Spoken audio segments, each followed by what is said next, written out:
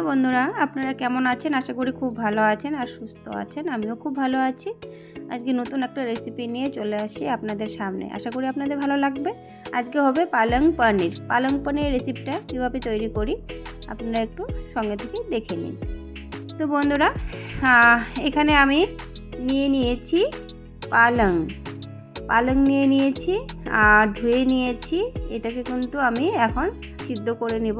আর এখানে দেখুন টমেটো নিয়ে নিয়েছি দুটো, তারপরে রসুন কুচি, কাঁচা লঙ্কা কুচি, পেঁয়াজ কুচি, টমেটো কুচি সব কিছু সুন্দর করে কুচি করে নিয়েছি। জল বসিয়ে দিচ্ছি কড়াতে।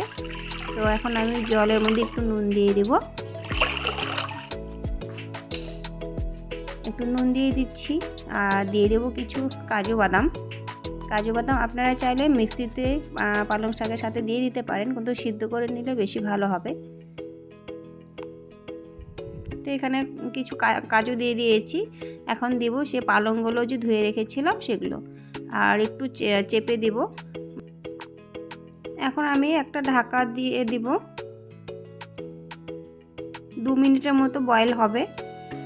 2 মিনিট বাদে আমি কিন্তু ঢাকনা খুলে নিয়েছি। এখন একটু নাড়াচাড়া করে দেখব কতটুকু কী হয়েছে সিদ্ধ।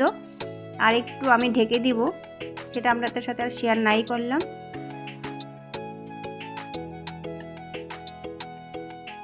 এখন আমি নামিয়ে নেব। আরেকবার ঢাকা দিয়েছিলাম মাঝখানে, সেটা শেয়ার করলাম না আপনাদের সামনে। তারপরে দেখুন এদিকে কিন্তু সুন্দরভাবে সিদ্ধ হয়ে গেছে। আমি ভালো করে চিপে নিয়ে মিক্সির জারে দিয়ে দিয়েছি। ভালো করে চিপে নিতে হবে। ঠান্ডা জলে কিন্তু আমি ধুয়ে নিয়েছি ছেঁকে। গরম জলটা কিন্তু আমি ফেলে দিইনি, গরম জলটা রেখে দিয়েছি। সেই জলটা একটু মিক্সিতে দিয়ে দেবো। আর ওই জলটাই কিন্তু, গরম জলটাই কিন্তু, যেটা পালং শাক আমি বয়েল করেছি সেটা কিন্তু জলটা ফেলিনি, রেখে দিয়েছি। এটা আমার পরে লাগবে কাজে। তো এখানে দেখুন সুন্দর কিন্তু পেস্ট একটা বানিয়ে নিলাম। কাজুও সুন্দর ফিনিশিং হয়ে গেছে ভালো করে। আর এখানে দেখুন পনিরটা কিন্তু নিজে হাতে তৈরি করেছি। তো যাই হোক, তো পনির আমি আগে বানিয়ে নিয়ে ফ্রিজে রেখে দিয়েছিলাম। পরে ঠান্ডা হওয়ার পরে আমি ছোটো ছোটো করে কেটে নিয়েছি। তারপরে দেখুন সেই কড়াই বসিয়ে দিয়েছি। কড়াতে কিন্তু ঘি দিয়ে দিয়েছি কতটা। তারপর দিয়েছি সাদা তেল, গোটা জিরে দিয়ে দিয়েছি। আর এখানে দিচ্ছি রসুন কুচি, লঙ্কা কুচি। ভালো করে একটু ফ্রাই করব, বেশি লাল করা যাবে না। আর এখানে হিং দিয়ে দিচ্ছি একটুখানি। তো একটু হিং দেওয়ার পরে এখন আমি দিয়ে দেবো পেঁয়াজ কুচি। পেঁয়াজগুলো কিন্তু এভাবে ছোটো ছোটো করে কাটতে হবে। একটু নুন দিয়ে দিচ্ছি। আর পালং শাক বয়েল করার সময় কিন্তু একটু নুন দিয়েছিলাম। আর একটু হলুদ গুঁড়ো দিয়ে দিচ্ছি।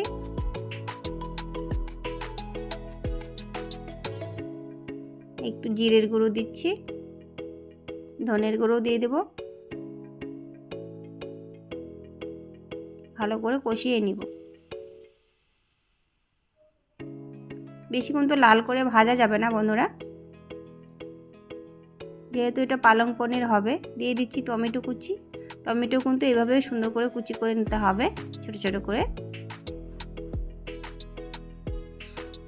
ভালো করে কিন্তু আমার কষানো হয়ে গেছে সুন্দর করে। দেখুন তেল ছেড়ে দিয়েছে। এখন দিয়ে দিব আমি পালং পেস্টটাও দিয়ে দিয়েছি। বাটি ধুয়ে একটু জল দিয়ে দিব। এই যে জলটা দিয়েছি এটা কিন্তু গরম জলটা, যেটা পালং শাক সিদ্ধ করেছিলাম সেখান থেকে কিন্তু জল দিয়ে দিয়েছি। আমি আর একটু জল অ্যাড করব। আর একটু গরম জল দিয়ে দিচ্ছি। আর একটু চিনি দিয়ে দেব। চিনি দিতেই হবে, না দিলে ভালো লাগবে না। দিয়ে দিচ্ছি পনিরগুলো। অনেকটাই দেখুন জল কিন্তু শুকিয়ে গেছে। পনিরটা দিয়ে ভালো করে একটু নাড়াচাড়া করে নিব। আর পনির কিন্তু কাঁচাই দিতে হয়, পনির ফ্রাই করতে নেই। দিয়ে দিব একটু বাটার।